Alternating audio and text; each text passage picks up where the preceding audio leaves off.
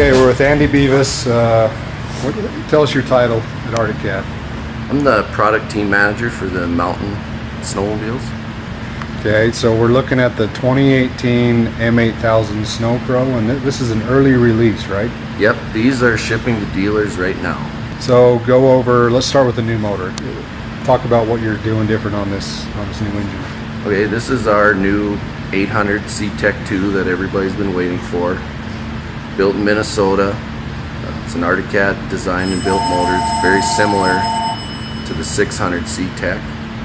It's got a few revisions and improvements over the 600, but it's DSI, cylinder injected.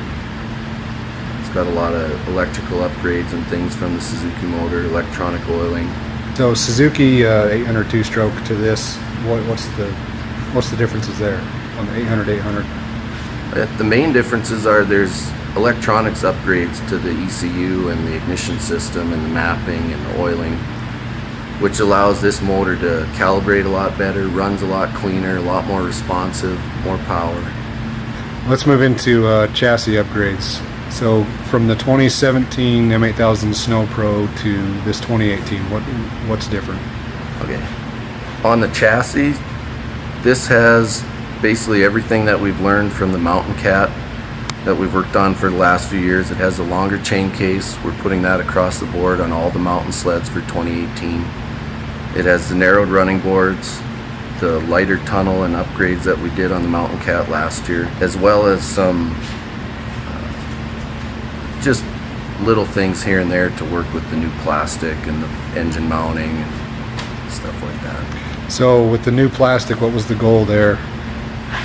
The main goal was to go mountain specific on the plastic and get exactly the things that we wanted to make a mountain sled perform the way that a mountain sled should. It's used the same intake system as the high performance sled and the same air intake vents in the front, which work really good for getting air into the hood. But the whole rider compartment, side panels, and skid plates are unique to the mountain snowmobiles, and specifically the two-stroke mountain snowmobiles. So were you able to narrow up the body? Yep, we're about 2 inches narrower per side, and even more than narrowing it, it was a matter of making it work with our ski stance and the width of our running boards, and making it so that this is basically the best side-hilling snowmobile in the industry today. That was our goal. Okay, so what about the front end? Your front suspension, you're on the Mountain Cat style, is it? Yep. A little narrower? This front suspension was brought out in 2016, and we've made some slight changes, just geometry to the ski bolt location, and to make the handling just a little bit more predictable and dialed in. But the weight savings and the geometry and the 36-inch ski stances from what we developed in 2016. Okay, shock packages, what are you doing different there, front and rear?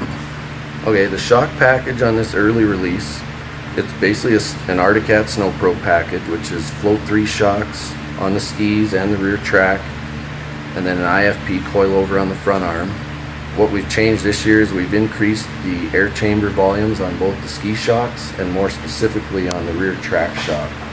The rear shock is 1 inch longer, has a negative spring and increased air volume, and then completely redone calibration again. So what's that affecting on the ride quality? The big difference is in the sharp bumps and the small stutter bumps, and then being able to calibrate it for a broader range than we were capable with the internals we had before. Do you know a weight difference between 17 and 18 on the Sno Pro?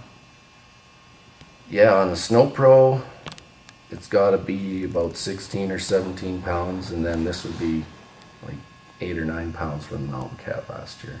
Okay. And clutching, this sticks with the clutching we had in 2017? It's very similar. We're running the team clutches, but new on all the 18 high performance and mountain snowmobiles this year, we have the idler drive clutch for constant belt tension and lower drive-away ratios and better all. Again, on the mountain sled, it makes a big difference in technical riding.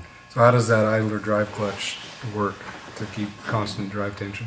So basically there's a needle bearing roller on the post of the drive clutch, and all the shimming in the secondary is taken out so that it tries to pull the belt tight at all times. So it pulls it tight against the post, and the idler bearing is rotating when the engine's idling, and then as soon as you grab the throttle, the clutches grab the belt at the lowest possible ratio. The running board is just exactly what was this on the 2017 Mountain Cat. Yep. So how is that different than the Sno Pro? It's an 1.1 narrower right at the front, and then the same width at the back, again to facilitate side hilling. And then we've also, on the Mountain Cat and on these, we've moved the possible foot position, 2 inches further forward for better alignment with steering when you're aggressively side hilling. Okay.